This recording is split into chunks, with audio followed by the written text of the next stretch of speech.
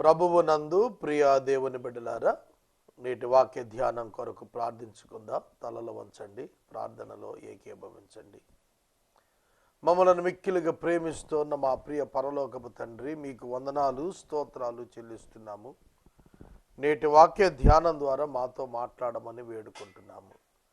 మా రక్షకుడైన యేసు నామమున ప్రార్థిస్తున్నాము తండ్రి, ఆమేన్. ప్రియమైన దేవుని బిడ్డలారా, దయచేసి మీ పరిశుద్ధ బైబిల్ గ్రంథాన్ని తెరవండి. మార్కు సువార్త 6వ అధ్యాయం 30వ వచనం నుండి వాక్యాన్ని గమనించండి. మార్కు సువార్త 6వ అధ్యాయంలో 7వ వచనం నుండి 13వ వచనం వరకు యేసు తన 12 మంది శిష్యులను నశిస్తున్న ఇశ్రాయేలీయుల యొద్దకు వెళ్ళమని పంపారు. 13వ వచనం దగ్గరకు వచ్చేటప్పటికి వారు పరిచర్య చేసిన దృశ్యం వర్ణించబడింది. 30వ వచనం నుండి వారు ప్రభువు యొద్దకు వచ్చి ఫీడ్బ్యాక్ ఇస్తున్నట్లుగా రాశాడు. 14వ వచనం నుండి 29వ వచనం వరకు వేరే వృత్తాంతం, జాన్ ద బ్యాప్టిస్ట్, బాప్తిస్మం ఇచ్చు యోహానును గూర్చినటువంటి వివరం మనకు 14 నుండి 29 వరకు వ్రాయబడింది. అంటే 15 వచనాలు. ఈ 15 వచనాలు ప్రక్కకు తీస్తే 13వ వచనం కంటిన్యూషన్ 30వ వచనం, 13వ వచనం యొక్క కంటిన్యూయేషన్ 30వ వచనం. కానీ 14 నుండి 29 వచనాల మధ్య మరొక వృత్తాంతం తీసుకొచ్చి ఇక్కడ ఇన్సెట్ చేశారు.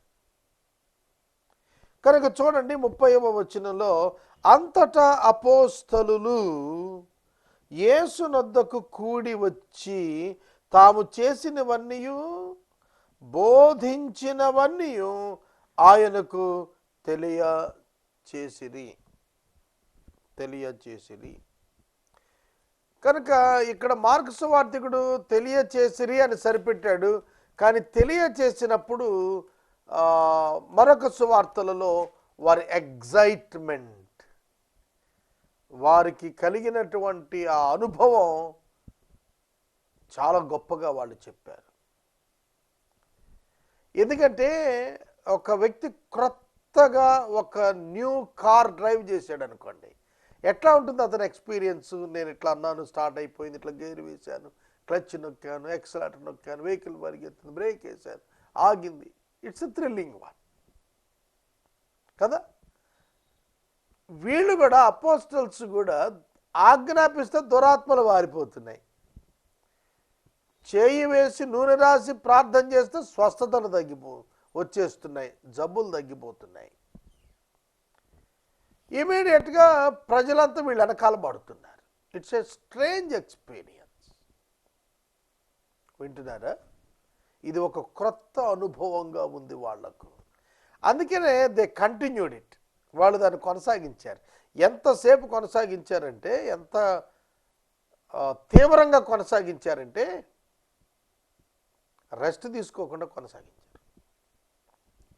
ప్రారంభంలో క్రొత్తగా సేవకు వచ్చిన వాళ్ళు పరిచర్యలు కూడా ఇలాగే ఉంటాయి. ఆ తర్వాత ఫేడ్ అయిపోతూ వెళతాయి. అలాగే క్రొత్తగా ఒకడు వాహనం కొనుక్కుంటే చాలా వేగంగా తిరుగుతూ ఉంటాడు. తర్వాత దాన్ని జాగ్రత్తగా క్లీన్ చేస్తుంటారు. ఆ తర్వాత దాన్ని తొడవటం మానేస్తాడు. క్రొత్త ఒక వింత, క్రొత్త ఒక ఉత్సుకత, క్రొత్త ఒక అనుభవం ఆనందంతో కూడినది కనుక కొనసాగింపులో వేగంగా ఉంటారు. క్రొత్తగా వివాహమైన వాళ్ళు కూడా చూడండి, అంటిపెట్టుకునే ఉంటారు.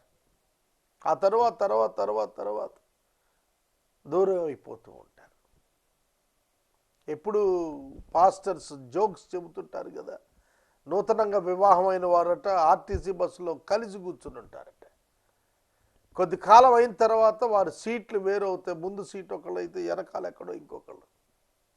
టికెట్ కొట్టి ఆయన వస్తే ఇక్కడ అడిగితే అక్కడ చూపిస్తారట. కనుక వీరికి దేవుడిచ్చిన, ప్రభువు ఇచ్చిన machine It's a new kind of mission for them. And it has given them the new experience. నూతన అనుభవాన్ని ఇచ్చింది ఆ పరిచయం. అందుకనే రెస్ట్లెస్గా వాళ్ళు ముందుకెళ్ళారు. వాళ్ళు ఆనందపడిపోయారు. ప్రభువా, మేము ఆశ్చర్యంగా ఉంది మాకు ఇదంతా కూడా. అప్పుడు యేసు ప్రభు వాళ్ళకి ఏం చెప్పారు? నేను ఇవాళ మీ అందరితో పంచుకోవాలని ఆశపడుతున్నాను. మనకు ప్రభు యొక్క పరిచర్య ప్రారంభ దినాల్లో ministry is important and hour fellowship with Christ is less important than ministry అనే భావానికి వస్తాము. ప్రభువుతో సమయం గడపటం ఆపేసి పరిచర్యలో అధికంగా సమయం గడపటానికి వెళ్ళిన వాళ్లకు ప్రభువు ఇచ్చిన హెచ్చరికగా ఇది నేను భావిస్తాను. వారు ఆయన యొద్దకు వచ్చి అన్నీ చెప్పినప్పుడు అప్పుడు ఆయన అంటున్నాడు, మీరు ఏకాంతముగా అరణ్య ప్రదేశమునకు వచ్చి కొంచెము సేపు అలసట తీర్చుకొనుడని చెప్పాను. ఎలయనగా అనేకులు వస్తూ పోతూ ఉన్నందున భోజనము చేయుటకైనా వారికి సమయము లేకపోయెను, అవకాశము లేకపోయాను. వాళ్ళు ఎంతగా మినిస్ట్రీలో ఇన్వాల్వ్ అయ్యారంటే ఆహారం తినటానికి కూడా వాళ్లకు అవకాశం లేకుండా పోయింది. జనం వస్తున్నారు, పోతున్నారు.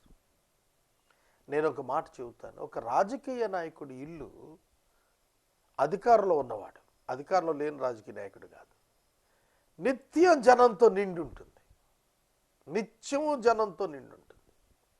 ఏలూరు ఎమ్మెల్యే గారు, దెందులూరు ఎమ్మెల్యే గారు నాతో నేను వారితో కలిసి చదువుకున్నాను. నా మిత్రులు కదా, వారిని కలుద్దామని వెళ్ళినప్పుడు ఆఫీసు కిటకిటలాడుతూ ఉంటాం. నిత్యం జనమే.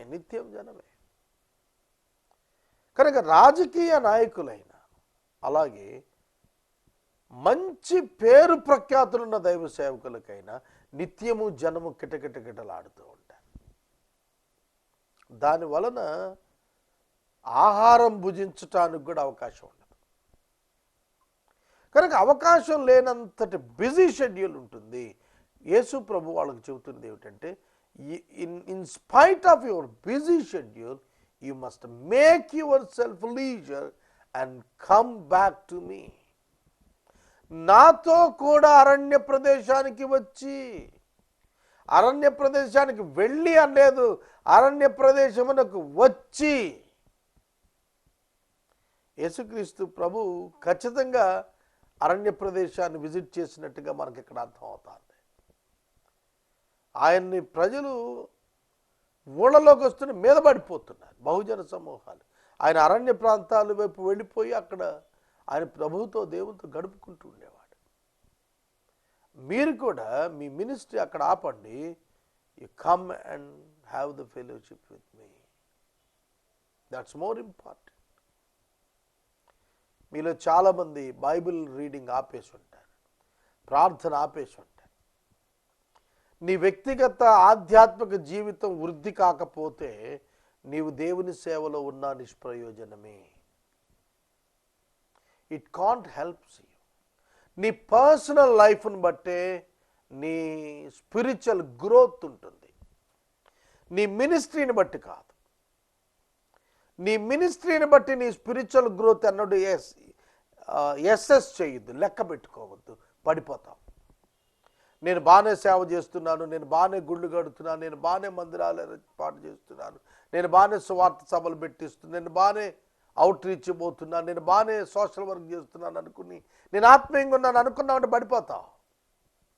Ministry is different and spiritual life is different. Ministry must be the fruit of the spiritual life. ఆధ్యాత్మిక జీవితం యొక్క ఫలము పరిచర్య తప్ప పరిచర్యే ఫలం, పరిచర్యే ఆధ్యాత్మికత కాదు. చాలామంది ఆత్మీయంగా లేని వారు దేవుని సేవలో ఉన్నారు. రక్షణ అనుభవం లేని వాళ్ళు ప్రీచింగ్లో చాలామంది ఉన్నారు. అన్ని దురలవాట్లు ఉన్నటువంటి వాళ్ళు సోషల్ వర్క్స్లో చాలామంది ఉన్నారు. కనుక do not be deceived by your ministry. నీ నీ మినిస్ట్రీ చేత నువ్వు మోసపోవద్దు. నేను మినిస్ట్రీ చేస్తున్నాను కాబట్టి నాకు పరలోకం దేవుడు ఇచ్చేస్తాడు అనుకోబాక. అక్రమం చేయవారు మీరు తొలగిపోండి అన్నాడు. కనుక ఇక్కడ శిష్యులకు ఇంపార్టెంట్ ఇష్యూ ఏమిటంటే have the fellowship with Christ, spend their time with their God alone. You need to have the quiet hour. నీవు దేవునితో గడిపే సమయము అతి ప్రాధాన్యమైనది. ప్రజల మధ్య పరిచర్య కొరకు పరుగులెత్తేవారు తమ ఆత్మీయ జీవితాలు కాపాడుకోకపోతే అభాసు పాలైపోతారు. అందుకే ప్రభు అన్నాడు, మీరు నాతో పాటు అరణ్య స్థానమునకు వచ్చి అచ్చట విశ్రాంతి కొంచెము సేపు తీసుకోండి. మనం సెల్ ఫోన్ 24 గంటలు వాడుతుంటాం, కానీ మధ్యలో కొంచెం సేపు రీఛార్జ్ చేస్తుంటాము. అవునా? ఛార్జింగ్లో పెడుతుంటాం. అలాగని మీ ఆత్మీయ జీవితం ఎప్పటికప్పుడు you need to recharge your spiritual life. For that you need to be alone with God. దాని కొరకు నీవు క్రీస్తుతో ఒంటరిగా గడపాలి. చాలా సందర్భాలు నేను ప్రభువుతో గడిపినవి ఉన్నవి. మీకు విషయం చెబుతాను. పరిచర్యలో దొరికిన ఆనందం కంటే కూడా ప్రభువుతో గడిపినప్పుడు దొరికిన ఆనందము, తృప్తి అత్యధికము. It's my personal experience. నా వ్యక్తిగత అనుభవాన్ని చెబుతున్నాను. ప్రభువుతో అనగా ప్రార్థనలో, వాక్య ధ్యానములో, ఆరాధనలో, ఆయన్ను స్తుతించుటలో, వ్యక్తిగతంగా ఆయన్ను ధ్యానించుటలో దొరికిన తృప్తి, ఆనందము ఇక దేనిలోనూ దొరకదు. ఇది మీరు గుర్తుపెట్టుకోవాలి. కనుక వరము కలిగి కార్యాలు చేస్తున్నామని, తలాంతులు ఉన్నాయని కార్యాలు చేస్తున్నామని పొంగిపోతూ వ్యక్తిగత ఆత్మీయ జీవితాన్ని ఎన్నడూ కూడా పోగొట్టుకోవద్దు అని ప్రభు పేరిట నేను మనవి చేస్తున్నాను. మినిస్ట్రీ యొక్క అవకాశాల కొరకు విచారించద్దు. పరిచర్య యొక్క అవకాశాలు దేవుడే ఇస్తాడు. ఈ అవకాశం నువ్వు పోగొట్టుకుంటున్నావు అని ఎన్నడూ అనుకోవద్దు. Your spiritual life is important rather than your opportunities in ministry. అయ్యో గొప్ప అవకాశం పోయిందండి అని అనుకుంటుంటారు. నా దేవుడు నీ కొరకు ఏర్పరిచినది దేవుడు తప్పక నీ వద్దకే ఇస్తాడు. God never use other person instead of you in his ministry. నిన్ను ఏర్పరచుకున్నవాడు వేరొకళ్ళు వాడుకోవటానికి పంపడు. ఆయన తన పిలుపుని గురించి ఎన్నడూ పశ్చాత్తాపడడు. ఇది ప్రాథమికంగా మనం దేవుని గురించి నేర్చుకోవలసిన అంశం. కాగా వారు దోణి ఎక్కి అరణ్య ప్రదేశమునకు ఏకాంతంగా వెళ్ళారు. Immediate obedience. అందుకే వాళ్ళు అపోస్టల్స్ అండి, పంపబడిన వాళ్ళు, దైవజనులు అయ్యారు వాళ్ళు. యేసు ఒక్క మాట చెప్పాడు, ఎక్కువ ఆర్గ్యుమెంట్ లేదు, ఎక్స్ప్లెనేషన్ లేదు. Immediately they rushed. ఇమీడియట్గా వాళ్ళు పరిగెత్తారు. And they went away in the boat to a desolate place by themselves. వారంతట వారే. డెజలేట్ అంటే ఎవరు లేని ప్రాంతం, శూన్య ప్రాంతం, ఎవరు లేని ప్రాంతం, ఒంటరితనం దొరికే ప్రాంతం. ఆ ప్రదేశానికి వాళ్ళు వెంటనే కాగా వారు దోణి ఎక్కి అరణ్య ప్రదేశములకు ఏకాంతముగా వెళ్ళిరి. దే దెమ్సెల్వ్స్, వాళ్ళే విడిపోయారు. మనము యేసయ్య చేత ఒక్క మాట పొందితే అపోస్తులు ఎట్లా విధేయత చూపి వెళ్ళారో అలా విధేయత చూపడం నేర్చుకోవాలి. దేవుని వాక్కు మన యొద్దకు వచ్చినప్పుడు రైట్ ఇమీడియట్ వెంటనే మనం కనుక స్పందించడం నేర్చుకుంటే ఆశీర్వాదాలన్నీ మన తలపైనే. మీకు పరమసత్యం చెబుతాను వినండి. నిన్ను ఆశీర్వదించడానికి దేవుడు పిలిచాడా, ఆశీర్వాదమునకు కారకుడుగా ఉండటకు పిలిచాడా? Which is great experience? ఈ రెండింటిలో ఏది గొప్ప అనుభవం? నా వరకైతే నేను కోరుకునేది ఏంటో తెలుసా? I don't want blessing, I want to be the blessing for others.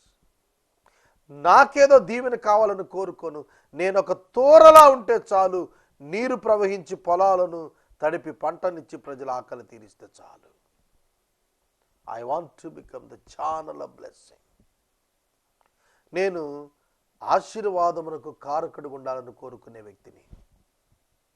నేను దీవించబడాలి, నేను ఆశీర్వదించబడాలి, నేను డబ్బు పొందాలి, లేక నేను వసతులు పొందాలి, వాహనాలు పొందాలి, గృహాలు పొందాలి, పొలాలు పొందాలి, మందిరాలు పొందాలి. మనము ప్రభువు పేరిట ఇతరులకు ఆశీర్వాదకరంగా దాసులముగా ఉండాలి. నేను నేర్చుకున్నది, నేను ఎప్పుడు దాసుడుగా మారానో అప్పుడు నేను ఇతరులకు ఆశీర్వాదంగా ఉండటం ప్రారంభించబడ్డానని నేను గుర్తెరిగాను. అది ఏ ఏజ్ గ్రూప్ వాళ్ళనే అవనివ్వండి, చిన్న పిల్లవాడు మొదలుకొని అతి వృద్ధుడు వరకు కూడా, నీవు ఆ వ్యక్తులకు నీవు తగ్గించుకుని సేవ చేయటానికి వంగినప్పుడు నీవు వారికి దీవెనగా మారుతావు. If you are able to give your time, if you are able to give your service to them, then you will be the channel of the blessing for them. అప్పుడే నీవు ఇతరులకు ఆశీర్వాదంగా మారుతావు. ఉదయాన్నే లేచి గృహంలో తల్లి వంట చేస్తుంది. She was the blessing for the children. ఆమె సమయం ఇచ్చింది, ఆమె శ్రమ చేసింది, ఆ రెండూ కలిపి బిడ్డలకు ఆశీర్వాదం అయ్యింది ఆవిడ. యేసు ఈ లోకానికి వచ్చారు, సమయం ఇచ్చారు, దిగి వచ్చారు, శ్రమ చేశారు, మనకు ఆశీర్వాదం అయ్యారు. ఆయన ఏం ఆశీర్వాదం పొందాడండి? యేసు ప్రభు ఏమన్నా ఇల్లు కట్టుకున్నాడా? వాహనం కొనుక్కున్నాడా? బంగారం కొనుక్కున్నాడా? ఉద్యోగం సంపాదించుకున్నాడా? ఏం చేశాడు? ఆయన అందరికీ ఆశీర్వాదంగా మారాడు. అందరికీ ఆశీర్వాదంగా మారటానికి ఆయన అందరికీ దాసుడిగా అయ్యాడు. అదే ప్రిన్సిపల్ పరిశుద్ధుడైన పౌలు గారు అన్నాడు, నేను అనేకులను సంపాదించుకోవటానికి అందరికీ దాసుడిని అయిపోతున్నాను అని అన్నాడు. ఇవాళ పాస్టర్స్, ప్రీచర్స్, రెవరెండ్స్, డాక్టరేట్స్ వీళ్ళందరూ కూడాను పరిచర్యకు దూరంగా వెళ్ళిపోయి అందరి చేత పరిచర్య చేయించుకునే స్థాయికి వచ్చేసారు. అది రాంగ్. మనం అందరికీ పరిచర్య చేసేవాళ్ళం అవ్వాలి తప్ప మనకందరూ పరిచర్య చేసేవాళ్ళు కావాలని కోరుకోకూడదు. శిష్యుల పరిస్థితి అలాగే తయారైంది. శిష్యులు వారికి పరిచర్య చేయడానికి వెళ్ళారు, కానీ వారు చేసిన అద్భుతాలు వారికి ఇతరులు పరిచర్య చేసే స్థానాన్ని వారికి ఇచ్చాయి. అక్కడే ప్రమాదం ఉన్నది. అందుకని కమ్బ్యాక్, వెనక్కి రండి, అరణ్య ప్రాంతానికి రండి, మళ్ళా రీఛార్జ్ యువర్ స్పిరిచువల్ లైఫ్. ఏకాంతంగా ప్రభు దగ్గరికి రండి, ప్రభు ఎలా జీవించాడు నేర్చుకోండి, మరణం చేసుకోండి, మళ్ళీ పబ్లిక్లోకి వెళ్ళండి, మళ్ళీ వెనక్కి వచ్చేసేసేయండి. Don't try to get anything from your believers. నీ విశ్వాసుల నుండి దేనినో పొందుటకు నీవు ఆతృత పడద్దు. నీవు ఆధ్యాత్మికంగా నీ విశ్వాసులకు ఇచ్చువానిగా ఉండుము. నీ విశ్వాసి నిన్ను పోషించేవాడు వాళ్ళు కోరుకోకు, నీ దేవుడు నిన్ను పోషిస్తాడు. నీవు నీ విశ్వాసికి ఇచ్చేవాడుగా ఉండాలి. That is blessing, that's your calling. అది నీ పిలుపు. అందుకు దేవుడు నిన్ను పిలిచాడు. ఇది మర్చిపోయి భిక్షాటను మొదలు పెట్టేస్తే నేనేం చేయాలి? డబ్బు ప్రమాదం కాదు, నీ మనసే ప్రమాదకరమైంది. డబ్బుకు ప్రాణం లేదండి, కానీ నీ మనసు డబ్బును కోరుకుంటుంది. జాగ్రత్త. డబ్బును కోరింది అంటే దేవుణ్ణి వదిలేసిందని అర్థం. ఎవడును సిరికిని దేవునికి దాసుడిగా ఉండనేరడు. Please note this. దయచేసి గుర్తుపట్టండి. సౌఖ్యానికి ప్రభువుకు ఎవడు దాసుడిగా ఒకే సమయంలో ఉండనేరడు. సోదరుడా, సోదరి, వాక్యం వింటున్న ప్రతి క్రైస్తవుడు నేర్చుకోవాలి. You must be the channel of blessing, not the blessing. నువ్వేదో దీవెన పొందాలి అని అనుకోవద్దు. నీ వల్ల ఇతరుల దీవెన పొందాలి. That is the machine of God for you. వారు వెళుచు ఉండగా జనులు చూచి అనేకులు ఆయనను గుర్తుపట్టి సకల పట్టణముల నుండి ఆయన ఎద్దుకు కాలినడకన పరిగెత్తి వారందరికంటే ముందుగా వచ్చిరి. సకల పట్టణముల నుండి అక్కడికి కాలినడకన పరిగెత్తి వారికంటే ముందుగా వచ్చిరి. గనుక యేసు ఆ గొప్ప సమూహమును చూచి వారు కాపరి లేని గొర్రెల వలె ఉన్నందున వారి మీద కనికరపడెను. సోదరుడా, సోదరి, యేసుక్రీస్తు ప్రభువును గుర్తుపట్టారట వాళ్ళు. నేను యేసే పరిష్కారం 16 సంవత్సరాలుగా చెబుతున్నాను. 2001, 2015 15 సంవత్సరాలుగా చెబుతున్నాను. ఈ డిసెంబర్ 18 వస్తే 15 ఏళ్ళు వెళ్ళిపోతాయి. కానీ టీవీలో నేను 97 నుండి చెబుతున్నాను. ఇంచుమించుగా 18-19 సంవత్సరాల అనుభవం ఉంది నాకు వాక్యోపదేశం. చాలా ప్రాంతాల్లో నన్ను గుర్తుపడతారు. గుర్తుపట్టినప్పుడు ప్రజలు అడుగుతుంటారు, అయ్యా మీరు టీవీలో వస్తారు, పలానా వాక్యం చెబుతారు, 9 గంటలకు మీ వాక్యం వినడం. ఎన్నో ప్రాంతాల్లో ప్రజలు చెప్పారు. అదే దేవుడు మనకిచ్చిన కృపా ఆధిక్యత. యేసును చూసి గుర్తుపట్టి వాళ్ళు ఏం చేశారట, సకల పట్టణాల నుండి యేసు ఉన్న చోటకి కాలి నడకన పరిగెత్తి వారికంటే ముందుగా వచ్చేసారు. యేసుక్రీస్తు ప్రభువులు ఆయన శిష్యులు వెళుతుంటే ప్రజలు వారి యొద్దకు ఎలా వచ్చారట, కాలి నడకన పరిగెత్తి వచ్చారు. నేను చెబుతాను, మీకు ఆశ్చర్యం కలుగుతుంది. ఏలూరులో ఫతేబాద్లో GW బెనడిక్ట్ గారు ఉన్నారు. వారి తండ్రి గారు గుంజ ఆశీర్వాదం పాస్టర్ గారు. ఆయన దేవుని సేవ చేసిన విధానం ఇట్స్ ఎ ఛాలెంజియస్, సవాలుతో కూడిన సువార్త చేశాడు. ఆయన పాస్టర్గా పనిచేస్తున్నప్పుడు ఏలూరులో పెన్షన్ లైన్ ప్రాంతంలో, కతేపు వీధి ప్రాంతంలో మినిస్ట్రీకి వెళ్ళి మళ్ళా నడిచి వచ్చి అమీనాపేటలో వెహికల్స్ లేవు కదా, ఆ దినాన పర్సనల్ వెహికల్స్ లేవు, నడిచి వెళ్ళి పరుగెత్తుకుని వెళ్ళి సేవ చేసిన అనుభవం ఉన్నది ఆయనకు. మా నాన్నగారి తాతగారు CSIలో పాస్టర్గా పనిచేశారు. ఆయన జగ్గయ్యపేట నుండి ప్యారిష్ యొక్క ఎల్డర్స్ని కలుసుకోవటానికి, ప్రజల తరపున డిస్ట్రిక్ట్ కోర్ట్ అటెండ్ అవటానికి ఆయన పరిగెత్తుకుని నడుస్తూ మచిలీపట్నం వెళ్ళేవాడట. జగ్గయ్యపేట అంటే విజయవాడకి 190 కిలోమీటర్లు, Machilipatnam nearly 80 kilometres, 160-170 kilometres by walk నడిచి వెళ్ళేవాడు. ఇవాళ మనం సౌఖ్యంగా ఉన్న బుల్లెట్లు కొనుక్కుంటున్నాం, వాహనాలు కొనుక్కుంటున్నాం, బైక్స్ కొనుక్కుంటున్నాం, కార్స్ కొనుక్కుంటున్నాం, చాలా ట్రాన్స్పోర్ట్ అభివృద్ధి చెందింది. అయినా గుడి కిలోమీటర్ దూరం ఉంటే రావట్లేదు ఎవరు. మా గుడి చాలా దూరం అయ్యారు, మా ఇల్లు చాలా దూరం అంటే గుడికి రాలేకపోతున్నాం అంటున్నారు. సకల పట్టణాల నుండి, ఏలూరు పట్టణంలోనే మీ పక్క సందు ఇంకొంచెం దూరం ఉంటేనే గుడికి రావట్లా. కానీ ఆ రోజున ప్రజల ఆసక్తి చూడండి, వాళ్ళు పరిగెత్తుకుని ప్రభు దగ్గరికి ముందుగా వచ్చేసారు. కాలినడకన వచ్చారు.